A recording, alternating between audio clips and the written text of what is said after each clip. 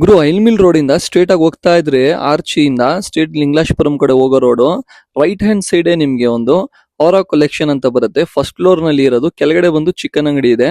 ಬನ್ನಿ ಅವ್ರ ಹತ್ರ ಹೋಗಿ ಆಫರ್ಸ್ ಕೇಳೋಣ ಏನೇನಿದೆ ಅಂತ. ಬಟ್ಟೆನಲ್ಲಿ ಇವಾಗ ಫುಲ್ ಆಫರ್ಸ್ ಇದೆ ಅಂತ, ಇವಾಗ ಏನ್ ಆಫರ್ ಇದೆ ಅಂತ ಕೇಳೋಣ. ಸರ್ ಇವಾಗ ಏನ್ ಸರ್ ಆಫರ್ ರನ್ನಿಂಗ್ ಆಗ್ತಾ ಇದೆ?